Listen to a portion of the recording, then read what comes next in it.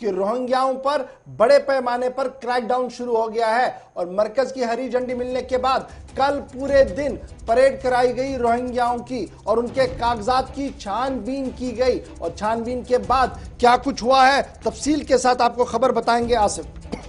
आपको बताते चलें कि रोहिंग्या पनाहगजीनों के खिलाफ जहां पर गुज़श्ता कई माह के दौरान आपने या कई बरसों से आपने देखा कि जम्मू कश्मीर के अंदर काफी सियासत होती रही, इन लोगों की वेरिफिकेशन की जाए, कहां से आए, कितने किन किन इलाकों के अंदर जम्मू के अंदर रह रहे हैं, कितने लोग कानूनी एतबार से यहां पहुंचे, कितने गैर कानूनी तरीके से, उन सभी की जांच अब आहिस्ता आहिस्ता शुरू कर दी गई है। कई रोहिंग्या होल्डिंग सेंटर अब मुंतकिल कर दिए गए हैं और आपको बताते चलें कि जहां पर कल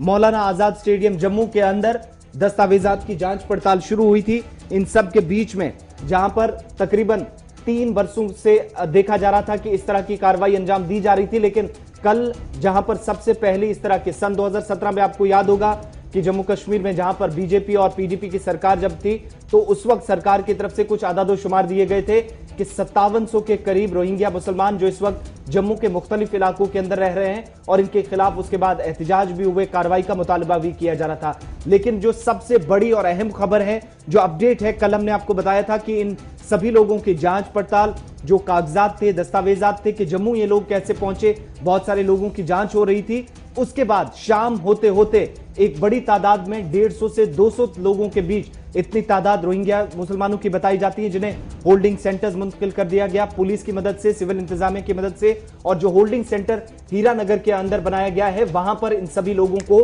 देर शाम लाया गया है। देखिए, बड़ी खबर इसमें यह है कि जब जांच हुई कागजात की तो 2 तरह के ये लोग आए हैं। एक जिनके पास United Nation human rights group की तरफ से बाज़ाब्ता तौर पर दस्तावेजात दिए गए, उन्हें जाने की इजाज़त मिली, और जो इलीगल माइग्रेंट्स वहां पर आए थे, रोहिंग्या मुसलमान या रोहिंग्या से या बर्मा से जो लोग भाग कर आए थे, उसमें तकरीबन 160 से ज्यादा रोहिंग्याओं को होल्डिंग सेंटर मुंतकिल कर दिया गया है। अब डिटेंशन सेंटर का नाम होल्डिंग सेंटर रखा गया है और यह होल्डिंग सेंटर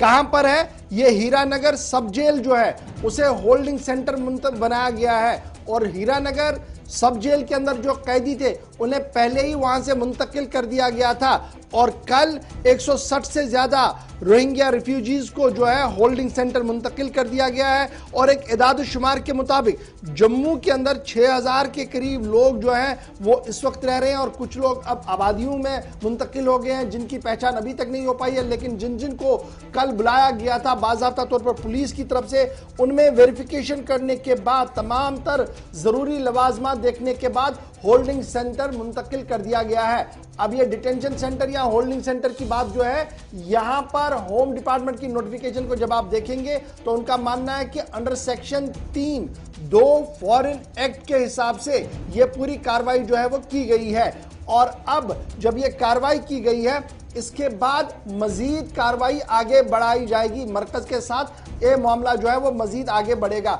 अब सिर्फ यहां तक ये बात जो हो रही है, ये सिर्फ जम्मू के अंदर ये कार्रवाई इस वक्त हुई है, बल्कि ये माना जा रहा है कि 100% चेक एंड बैलेंस हो, कश्मीर के अंदर भी इस तरीके की कार्रवाई हो। इस तरीके की आवाजें जो वो जम्मू से भी उठ रही हैं और लगातार आपको याद होगा कि इस मामले को लेकर ऐवान असेंबली के अंदर भी हंगामा हुआ था और उसके बाद जम्मू के मुख्तलिफ इलाकों के अंदर धरना, प्रदर्शन, पोस्टरबाजी का सिलसिला भी चला था। ताहम ये तस्वीरें हैं रात देर गए कि जब कठुआ सब जेल के अंदर इन सभी लोगों को भेजा गया जिनके पास कोई भी दस्तावेज नहीं है।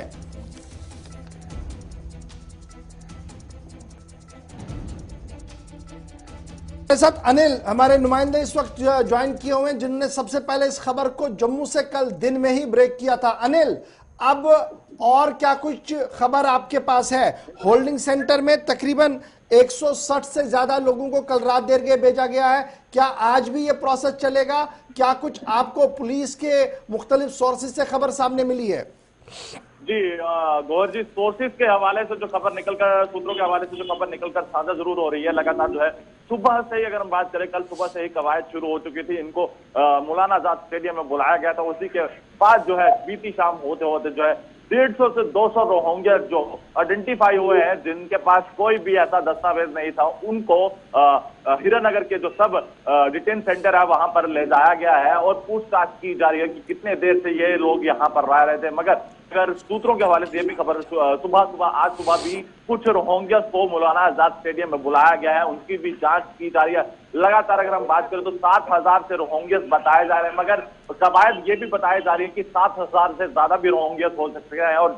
जम्मू कश्मीर की अगर हम बात करें तो लगातार जो है, कुछ दिन पहले भी मैंने एक खबर ब्रेक की थी कि जो 2 रोहिंग्या जम्मू से गिरफ्तार किए गए थे, जिनके पास गौर जी इसमें खास बात सुनने वाली है कि जो जम्मू के कुछ बाशिंदे हैं जिनके पास आधार कार्ड नहीं है और वोटर कार्ड तक नहीं है, उन शख्स के पास जो है ऐसे दस्तावेज पाए गए हैं और जाली पासपोर्ट तक पाए गए हैं। ये 2 रोहिंग्या ऐसे पकड़े गए थे जिनके पास ऐसे दस्तावेज जो है, जो जम्मू के रहने वाले लोग हैं उनके पास ऐसे दस्तावेज अभी तक नहीं बन पाए हैं। मगर इन 2 रोहिंग्या के पास जो ऐसे दस्तावेज बरामद होना और इनके इलीगल एक्टिविटीज में शामिल होना और आर्मी की हर एक रखी को शो करना और उनको तमाम पाकिस्तान के आतंकवादी जो पनाह में बैठे हैं उनको पनाह देना और उनको हर एक जानकारी देना, ये रोहिंग्या। अनिल, एक चीज और भी बताइएगा, जम्मू के अंदर हम नरवाल बेल्ट के अंदर हैं, उसके साथ साथ दूसरी जगह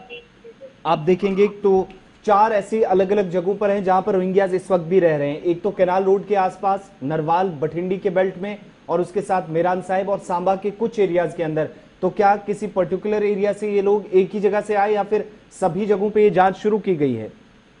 जी आसिफ जी, ये सभी जगह से ये जांच शुरू की है और कुछ चुनिंदा लोगों को जो है बुलाया जा रहा है और एक एक करके जो है इनको यहाँ पर लाया जा रहा है मौलाना आजाद स्टेडियम में और इनकी जो है तफ्तीश की जा रही है कि आप कितने देर से रह रहे हैं और कितने सदस्य हैं घर के और कितने लोग हैं और क्या कार्य करते हैं। ये पूरी जांच ली जा रही थी। उसी की कवायद को लेते हुए कल सुबह से ही और बीती शाम होते होते, जिसमें 150 से 200 रोहिंग्या जो बताए जा रहे हैं जिनके पास कोई भी ऐसा आइडेंटिफिकेशन नहीं है कि जो यहाँ के बाशिंदे और यहाँ पर कितनी देर से रह रहे हैं। वहीं पर कल इनको डिटेन कर वहां पर पुलिस बल और आर्मी बल जो है वो वहां पर मौलाना आजाद स्टेडियम में जो है डिप्लॉय किया गया है। तमाम एडमिनिस्ट्रेटिव। अनिल, ये बताइएगा कि आज किन एरियाज को आइडेंटिफाई किया गया था और कल कहां से लाया गया था? तो क्या अब ये 1-2 दिन और मामला अभी चलेगा?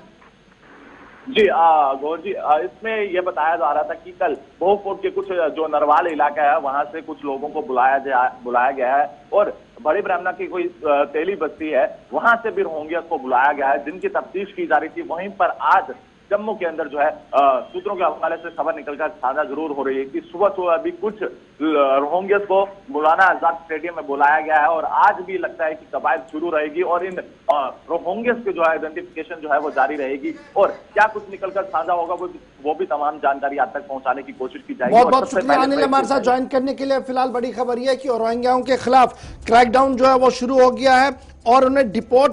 किया जाए और क्या कुछ किया जाए अब ये आगे देखना होगा। लेकिन फिलहाल आइडेंटिफिकेशन की जा रही है, उन लोगों को अलग किया जा रहा है जिनके पास बाज़ाब्ता तौर पर कोई पहचान पत्र है और जो इलीगली ये हजारों मील का सफर तय करने के बाद जम्मू पहुंचे हैं उनके खिलाफ किस तरीके से कार्रवाई होगी उसका एक झलक जो है वो कल रात देर गई देखने को मिला जब उन्हें मुंतकिल किया गया होल्डिंग सेंटर के अंदर। और ये होल्डिंग सेंटर बनाया गया है हीरानगर सब जेल, जो कोटवा के अंदर है हीरानगर सब जेल, उसको होल्डिंग सेंटर बनाया गया है। वहां पर इन सब लोगों को मुंतकिल किया गया है और वहां पर सिक्योरिटी भी काफी ज्यादा बढ़ा दी गई है। और उसके साथ साथ आज भी जो अभी अनिल बता रहे थे कि आज भी यह मामला जो है वो जारी रहेगा।